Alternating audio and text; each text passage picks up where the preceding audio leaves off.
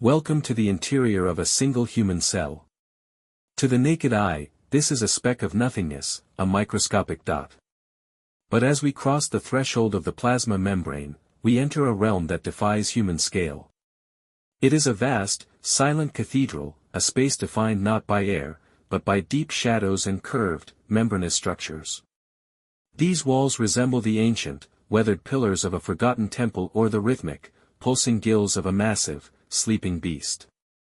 The atmosphere here is heavy and oppressive. There is no wind as we know it, yet the air, if you can call it that, carries the sharp, biting scent of raw ozone and crushed metal.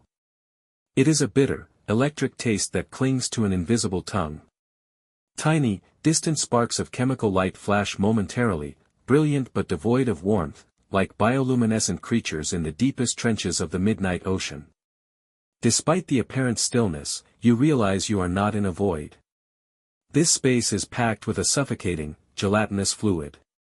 The shadows around you are in a state of perpetual, suspended tension. As your perception shifts, the illusion of a quiet tomb shatters. You begin to see the restless, frantic motion occurring in the dark. A giant, bean-shaped organelle, a mitochondrion, drifts slowly through the gloom. It pulses softly with a low-frequency hum, tumbling end over end like a derelict spacecraft. It moves without any visible means of propulsion, gliding through the thick medium like a massive shape being pulled by invisible, celestial strings. It is a factory of life, yet here, it looks like a ghost. Suddenly, the silence is pierced. A tiny grain of salt streaks past your field of vision with the terrifying precision of a sniper's bullet. It moves in a perfectly straight line, cutting through the viscous fluid. How does it know where to go? This grain has no brain, no eyes, no navigational sensors. It is a passenger, caught in a violent, unseen current. You begin to realize the truth: the cell possesses an invisible, internal weather system. This is a powerful, silent gale of fluid that carries everything, from energy factories to stray ions, in its wake. These massive structures are not moving themselves, they are being swept away by a microscopic hurricane that never ends. As your eyes finally adjust to the bioluminescent glow, the space reveals its true nature. This is not an empty room, you are standing at the bottom of a deep, swirling river. This is the cytoplasm, but it does not behave like water. It is a violent vortex of thick, heavy liquid, a substance denser than syrup, heavier than cold honey. To the fragile molecular objects trapped within it, this fluid feels like solid tar. This sticky fluid rushes in a wide, circular river known as the cytoplasmic stream. It is the cell's relentless conveyor belt, churning and mixing, sweeping debris from one wall to the other. It is a chaos of efficiency. But how does the cell maintain order in a sea of tar? To navigate this treacherous, viscous ocean, the cell does something miraculous: it builds roads. Looking down at the dark floor, a massive, glowing web of rigid cables reveals itself. These are actin filaments and microtubules. They are the cell's bones, its skeleton, and its high-speed highways all at once. They are architectural wonders, built and destroyed in mere seconds. Tiny protein blocks snap together like cosmic magnets, forming bridges out of nowhere to span the gaps in the churning fluid. Then, you see it. Movement on the highway. Enter the Kinesin motor. It is a towering, complex machine of folded, vibrating protein. It looks less like a biological entity and more like a tall, two-legged robot designed by a civilization far beyond our own. Above its twisted, flexible stalk, it carries a glowing sphere, a cargo sac known as a vesicle. This sac is filled with vital chemicals, neurotransmitters, and building blocks, and it is thousands of times larger and heavier than the motor itself. The motor steps onto the microtubule highway. And then, it walks. One foot in front of the other. It is a mechanical gait, purposeful and rhythmic. To fuel this journey, the motor consumes ATP, the currency of life.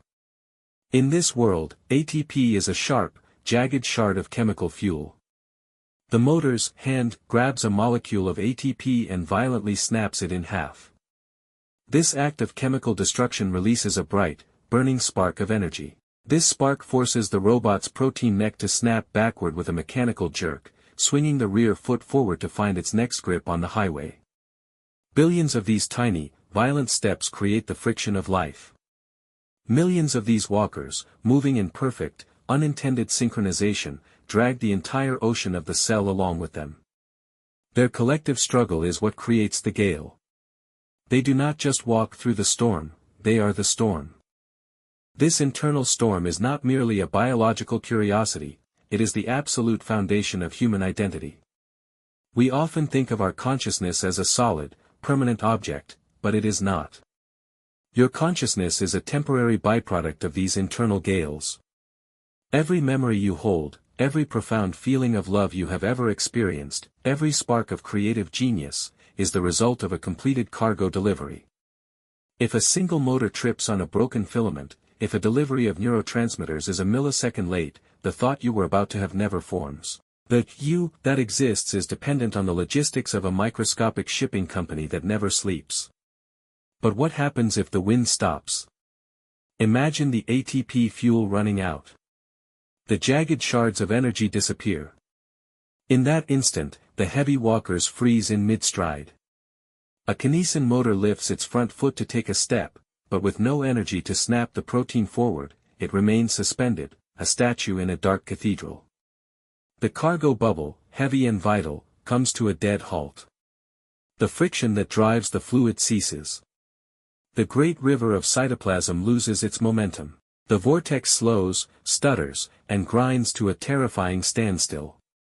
Without the storm, the cell begins to decay instantly.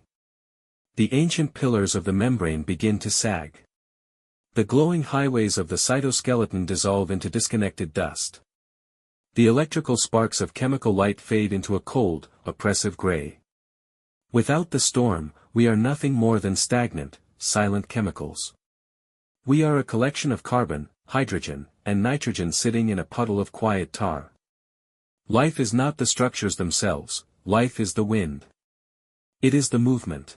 The failure of a single chemical bond to snap a protein foot forward would kill the wind, halt the human, and plunge this magnificent, silent cathedral into eternal, motionless darkness. We are the breath of a hurricane, sustained by a billion tiny walkers who refuse to stop moving.